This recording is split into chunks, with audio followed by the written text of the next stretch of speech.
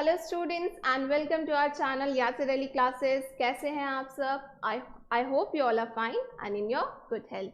तो स्टूडेंट्स, आज हम करने जा रहे हैं फ्लेमिंगो बुक का second last poem and the name of the poem is a roadside stand. Fine, so this is the name of the poem and the name of the poet is Robert Frost. Sorry, road side stand.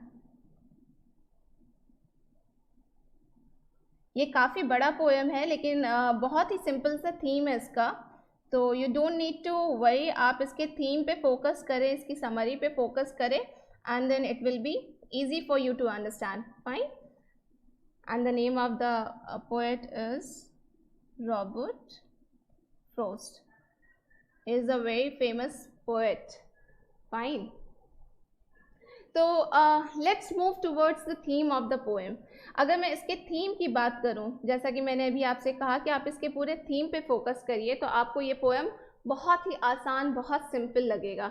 तो main theme of the poem is that it shows the unequal division of the society. Okay, तो I can say it's unequal division of the society.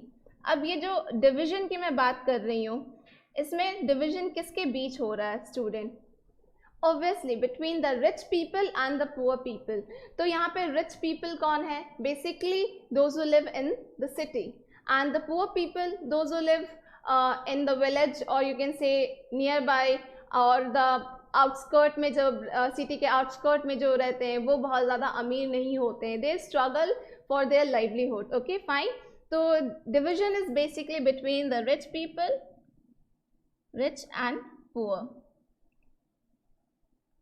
तो यहाँ पे जो हमारे poet बात कर रहे हैं वो बताते हैं कि बेसिकली यहाँ पे एक फार्मर की फैमिली को लिया गया है। फाइन, तो वो फार्मर क्या करता है, वो रोड साइड पे रहता है, लाइक वो सिटी से दूर रहता है और उसने मेन रोड पे, जैसे हम देखते हैं कि हमारे जो हाईवेज होते हैं वो किसी न किसी गांव से या किसी ऐसे एरिया से, आउटस्कर्ट से निकलता है। ठीक है, तो ये जो फार्मर है, तो मैं बता दूं इसका जो मेन जो कैरेक्टर है, ये एक फार्मर की फैमिली है बट बेसिकली वो सारे ही फार्मर्स को रिप्रेजेंट कर रहा है, यानी सारे ही गरीबों को रिप्रेजेंट कर रहा है।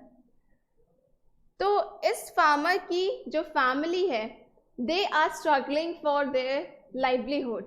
ठीक है, अब इसका अपना छोटा सा लैंड है जहाँ पे वो खेती करता है और उसकी खेती में क्या है, वो कुछ 2-3 तरह के वेजिटेबल्स और कुछ फ्रूट अपने लैंड से जो भी उसके फसल होते हैं, जितने भी होते हैं, तो उसको बेचने वो सिटी जाएगा तो फिर it will be very time taking and it will be very difficult. तो उसने क्या किया है कि रोड के साइड में जहाँ से ट्रैफिक गुजरती है, ठीक है, you can say the edge of the road, okay fine, corner में उसने एक स्टैंड लगा रखा है। फाइन, अब उसने उस स्टैंड को बहुत अच्छे से बहुत ब्यूटीफुली भी नहीं लेकिन बहुत अच्छे से डेकोरेट करके रखा है कि जब सिटी ड्वेलर्स वहाँ से क्रॉस करेंगे तो they will notice the stand and they will come to purchase their goods. तो ये उसका पूरा आइडिया होता है कि इस तरह से वो अपनी सारी चीज़ों को बेचेगा, सेल करेगा और फिर उसकी अर्निंग होगी। तो बेसिकली ये जो फार्मर्स होते हैं जो इस तरह का बिजनेस करते हैं, इनका जो ये ऑक्यूपेशन है, तो they depend on the city dwellers. यहाँ ड्वेलर्स का मतलब हो गया यानी कि the people who live in the city. Fine, तो ये डिपेंड करते हैं उनके ऊपर कि वो आएंगे और इन लोगों से चीज़ें खरीदेंगे, इनकी चीज़ें, इनके गुड्स खरीदेंगे। बट इट नेवर हैपेंड, ये कभी भी नहीं हुआ। वहाँ से वो जो भी पूरी, यहाँ पे पोएट बात करते हैं पॉलिश्ड ट्रैफिक की। अब ये पॉलिश्ड ट्रैफिक क्या है? ये बात कर रहे हैं बेसिकली उन डूअर्स की, उन सिटी ड्वेलर्स की जो वहाँ से गुजरते हैं लेकिन दे डोंट इवन नोटिस, वो उनको कम्प्लीटली इग्नोर कर देते हैं। वो कभी नहीं सोचते कि ये लोग इतने गरीब हैं, इनकी हेल्प करनी चाहिए, तो इनसे हम जाके कुछ चीज़ें ले लें, क्योंकि ये लोग गरीब ज़रूर है, ये दे आर वेरी पुअर, लेकिन इनका जो सेल्फ रिस्पेक्ट है ये बहुत बड़ा होता है। They don't want to beg, वो किसी के सामने हाथ नहीं फैलाना चाहते, वो किसी से भीख नहीं मांगना चाहते, वो अपनी मेहनत से कमाना चाहते हैं और खाना चाहते हैं। पर उनकी मेहनत की कमाई जो डिपेंड करती है वो इन सिटी ड्वेलर्स पे डिपेंड करती है। जब तक ये वहाँ आएंगे नहीं, उनके चीज़ों को खरीदेंगे नहीं, उनकी अर्निंग नहीं हो पाएगी। तो जो ख्वाब देखा था इन्होंने, जो इनका पूरी सोच थी इनकी जो फार्मर्स की, वो ये थी कि ये एक स्टैंड लगाएंगे और जब ये लोग नोटिस करेंगे, जो ये ट्रैफिक पास होती है रोड से, वो जब नोटिस करेंगे स्टैंड को तो they will come to buy their goods, but it never happen. और अगर ये हमेशा वेट करते रहते थे कि अब कोई कार रुकेगी, अब कोई कार रुकेगी, अब कोई आएगा उनकी चीज़ें खरीदेगा, लेकिन ऐसा कभी भी नहीं होता। और अगर कभी कोई कार रुक भी जाती तो वो किन पर्पस से रुकती थी? या तो कभी कोई उनसे डायरेक्शन पूछ रहा होता था कि हाँ भैया मुझे इस रास्ते इस पते पे जाना है, ज़रा पता बता दो। तो जब इस तरह के लोग आते थे तो ये और ज़्यादा डिमोटिवेट हो जाते थे, क्योंकि ये वहाँ तक चल कर आ रहे हैं, उनसे पता पूछ रहे हैं, लेकिन उनका कोई भी प्रोडक्ट खरीद नहीं रहे। तो ये उनके लिए और डिमोटिवेटिंग वाली चीज़ होती थी, बहुत डिमोटिवेटिंग वाली फीलिंग्स आती थी इनको। और फिर भी ये बस जी रहे थे, बस किसी तरह इनका चल रहा था। और इस वजह से सिटी ड्वेलर्स के इस एटीट्यूड की वजह से ये कभी भी जो इनका एक माइंडसेट होता है तो वो नेगेटिविटी की तरफ चला जाता है। ये बहुत ज़्यादा अप्रिशिएट नहीं करते हैं इनको, ये पसंद नहीं करते हैं सिटी ड्वेलर्स को। And they only see the negative aspect, you can से they only see the negativity in them. Fine. और जैसा कि मैंने बताया कि अगर कभी कोई आता भी था तो वो अजीब अजीब पर्पस से आता था, कभी किसी को कुछ और चाहिए। अब अगर किसी ने वेजिटेबल्स और फ्रूट्स का पूरा दुकान लगा रखा है तो आप उनसे ये जाके थोड़ी पूछोगे कि भाई मुझे सिल्क का कपड़ा चाहिए, दे दो। इट्स ऑब्वियस कि वो सिल्क का कपड़ा नहीं बेच रहा है, वो वेजिटेबल्स और फ्रूट बेच रहा है। तो इस तरह के कस्टमर्स आते थे वहाँ पे। या तो अगर किसी को यू टर्न लेना होता था तो वो उसके फील्ड पे अपनी कार ले जाकर वहाँ से टर्न लेता था और उनके फील्ड के क्रॉप्स को भी खराब कर देता था। तो they were going through this situation.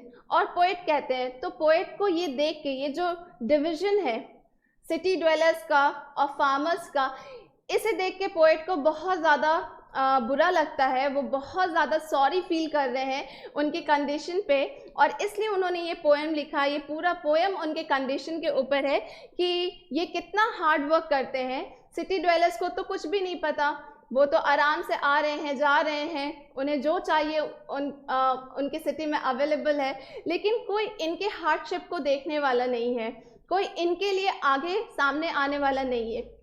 उसके बाद पोएट बात करते हैं पॉलिटिशियंस की, गवर्नमेंट्स की। फाइन, कि दे आर द डूअर्स। ये इनसे बहुत बड़ी बड़ी प्रोमिसेस करते हैं, इन्हें बहुत ज़्यादा उम्मीद दिलाते हैं, there is a ray of hope for them, लेकिन ये सब कभी इनके लिए कुछ नहीं करते। उनकी बातें सिर्फ बातों में ही रह जाती है, वो कभी इनके लिए आगे नहीं आते, वो कभी इनके लिए कुछ भी नहीं करते। ओके, तो बेसिकली यहाँ पे सारी बातें इन्हीं फार्मर्स के बारे में, इनकी सफरिंग के बारे में है। Fine.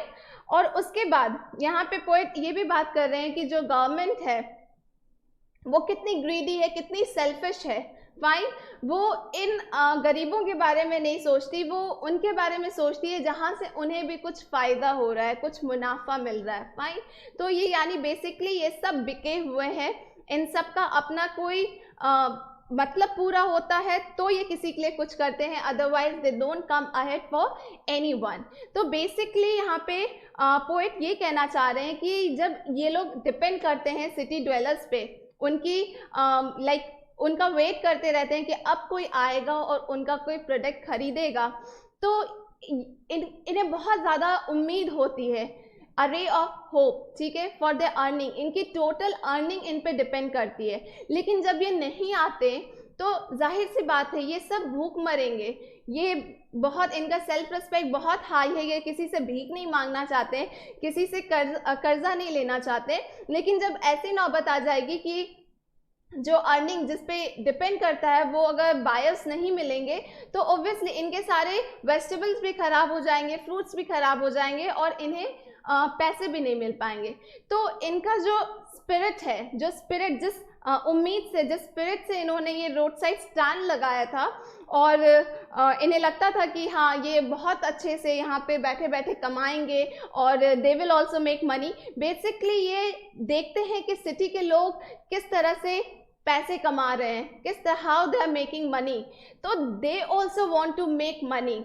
I am not saying कि they want to compete with them, इनके बीच कोई कंपटीशन नहीं है, ये उनसे कंपटीशन नहीं करना चाहते, लेकिन उन्हें देख के इनका भी दिल चाहता है, इनके अंदर भी वो जज्बा है कि ये भी पैसे कमाना चाहते हैं, ये किसी से भीख नहीं मांगना चाहते लेकिन कमाना चाहते हैं। और ये जो जज्बा आया है इनके अंदर, ये जो आप कह सकते हैं जो क्रेविंग है अर्न करने का, ये उन सिटी पीपल को देख कर ही आया है। But they are totally dependent on these people and these people they never paid attention to them, वो उन्हें कम्प्लीटली इग्नोर करते हैं। तो जो उनका मोराल था, जो उनका पूरा स्पिरिट था, जिस जोश से उन्होंने ये पूरा स्टैंड खड़ा किया था रोड साइड, वो सब बिखरता जा रहा है, टूटता जा रहा है, उनका अपना आत्मविश्वास भी, कॉन्फिडेंस भी खत्म होता जा रहा है।